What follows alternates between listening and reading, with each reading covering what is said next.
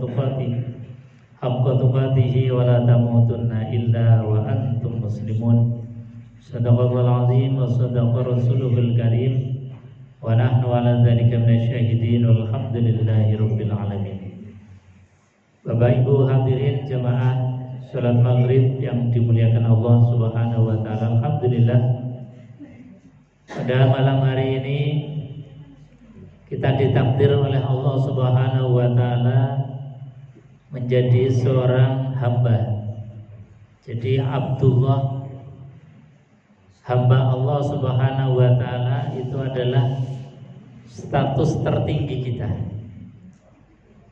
Jadi status tertinggi kita sebagai makhluk itu ketika diberikan cap stempel Abdullah, hambanya Allah Subhanahu wa taala. Nah, buktinya hambanya Allah itu apa? Ketika kepala kita, kening kita tempelkan di tempat yang paling rendah, sejajar dengan telapak kaki, itu bukti bahwa kita itu betul-betul hamba.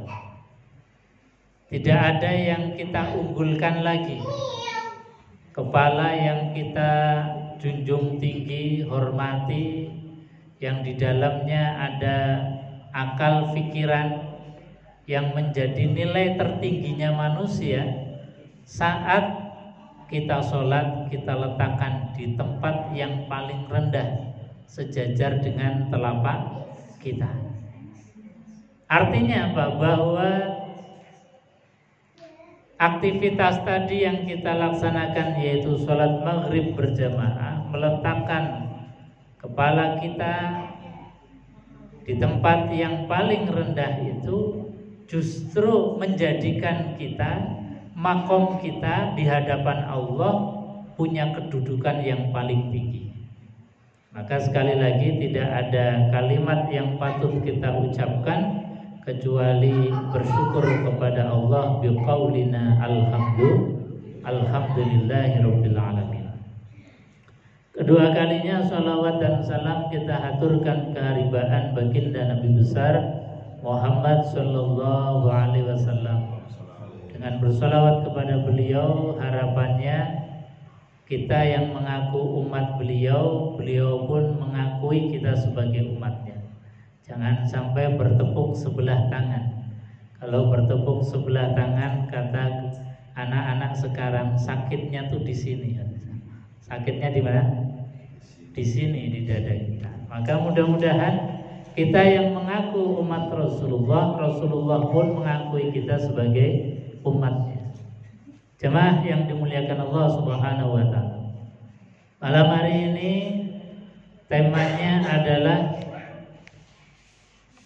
tenang, damai, berada di dalam rumahnya Allah, di dalam masjid, di musola. Karena apa? Sejatinya kata baginda Rasulullah SAW, rumah kita yang hakiki ya ini.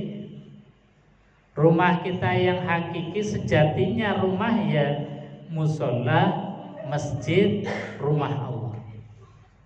Kata baginda Rasulullah SAW, al masjidu baitu kulli mu'min. Masjid tempat yang digunakan untuk sujud, atau musola yang dipakai digunakan untuk sholat, itu adalah rumahnya orang yang beriman. Jadi sekali lagi rumah kita sejatinya ya ini. Artinya apa? Harusnya kita punya rasa nyaman, rasa damai, rasa senang berada di dalamnya. Karena ini adalah rumah kita. Nah Ustaz, kalau yang setiap hari kita tempati, yang sertifikatnya atas nama kita, apakah itu bukan rumah kita? Jawabannya Kanjeng Nabi itu luar biasa. Baituka kal maqabir. Rumahmu yang sertifikatnya atas nama kamu, yang tiap hari kalian ada di dalamnya, istirahat di dalamnya, kal maqabir, tidak lain dan tidak bukan itu laksana kuburan belaka. Kalau kita gali kubur itu di dalamnya paling ada onggokan tulang dan daging. Sama rumah kita juga ada tulang kita, ada daging kita.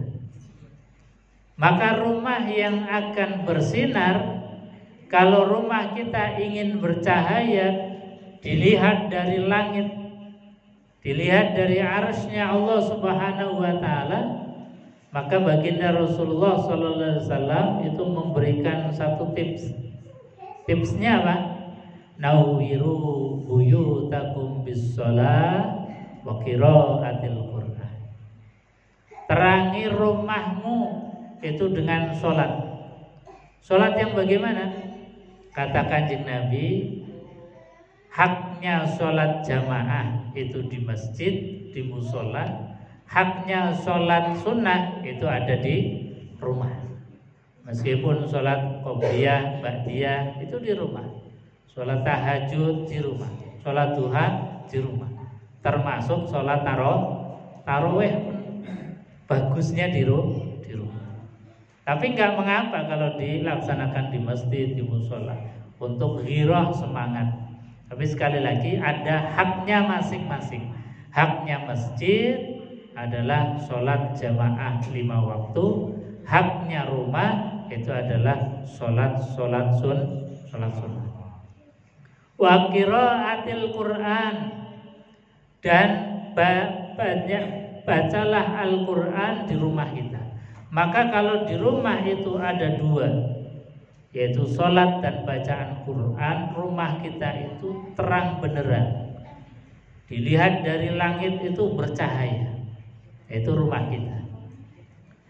Jemaah yang dimuliakan Allah, kembali bahwa Nabi Shallallahu Alaihi Wasallam itu mengatakan bahwa al-masjidu baitu kulli mu'minin. Masjid, musholla itu rumah kita yang hakiki. Makanya kita berusaha untuk menanamkan rasa mahabbah, cinta kita, dan ada rasa betah nyaman berada di dalam masjid musholla kita. Bahkan Kanjeng Nabi Muhammad SAW memberikan satu motivasi yang luar biasa. Motivasi kata Kanjeng Nabi nanti di akhirat itu tidak ada perlindungan, tidak ada naungan kecuali naungan dari Allah Subhanahu wa taala. Ada 7 golongan, sab'atun yuzilluhumullahu yauma la zilla illa zilluh. Ada 7 golongan yang akan mendapatkan perlindungan dari Allah yang saat itu tidak ada perlindungan sama sekali. Jadi bahasanya kita itu di akhirat nanti ada BPJS. Ada BPJS yang salah satu preminya itu adalah rajulun qalbuhu mu'allaqun fil masajid. Jadi satu premi ini kita sudah punya, insyaallah nanti kita dapat satu perlindungan. Jadi BPJS akhirat ada 7. Yang pertama kata baginda Rasulullah SAW adalah al-imamul adil, pemimpin yang adil.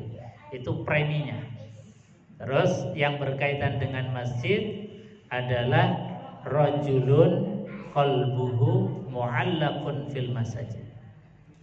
Ketika hati kita ini sudah ada rasa kerinduan terhadap masjid, maka bergembiralah. Kita sudah menanamkan satu premi, satu modal awal dapat perlindungan akhirat. Ketika Allah memanggil hayya 'alas shalah, hati tertarik untuk datang ke masjid, berarti kita sudah punya satu premi. Ketika satu hari tidak pergi ke masjid, rasanya kok ada yang kurang, ada yang rindu, ada sesuatu yang mengganjal dalam hati. Kemudian kita bergegas untuk ke masjid, ke musola. Itu berarti sudah punya sifat rajulun qalbuhu mu'allaqun fil masjid. Ini yang luar biasa. Bahkan keterpautan kita, hati kita terhadap masjid ini, dan juga syukur-syukur bisa menjadi orang yang khidmah di masjid, itu luar biasa. Menjadi salah satu sebab Allah menjadikan kita manusia-manusia pilihannya.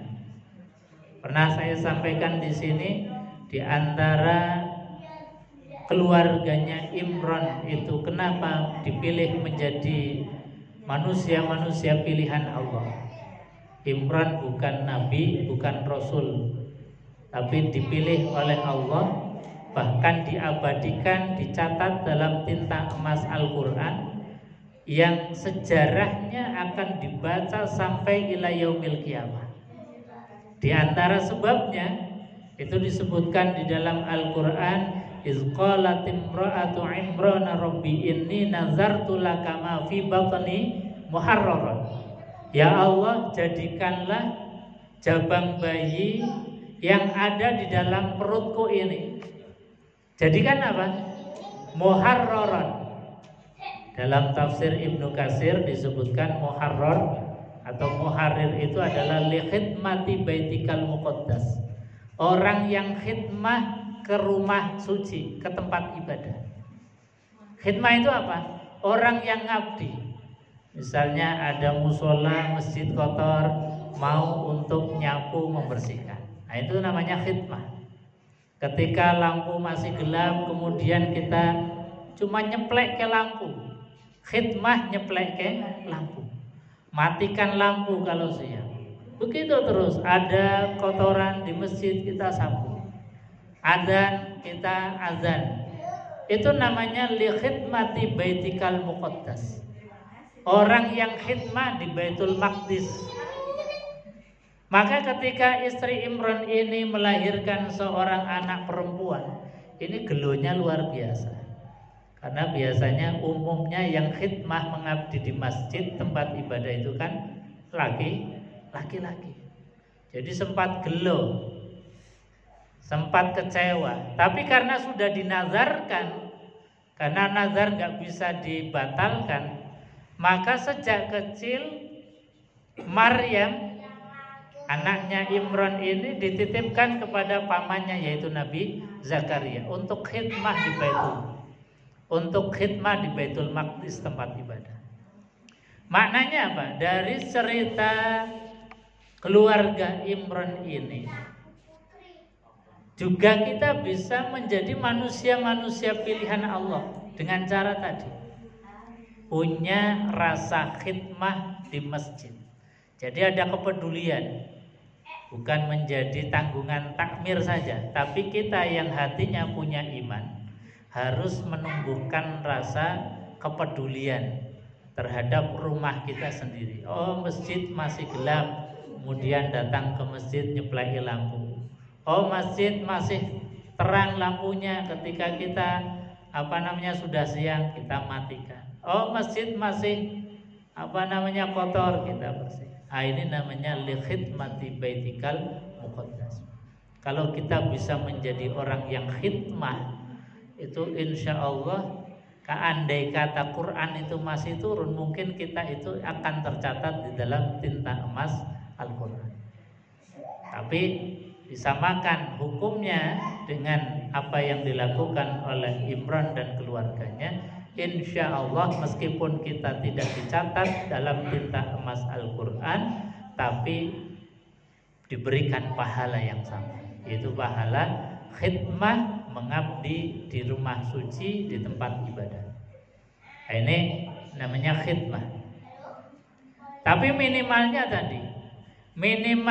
kita dalam hati, kalaupun kita sudah bisa, maka kita tanamkan ke dalam hati anak-anak kita punya kepekaan, kepedulian, kerinduan terhadap masjid, sehingga mendapatkan tadi premi untuk mendapat perlindungan akhirat.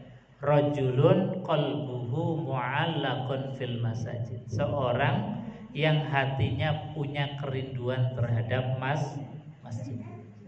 Dan ini enggak bim salah bim. Kita ini ahli masjid, gampang pergi masjid karena dari dulu kita dididik oleh orang tua, diajak ke masjid.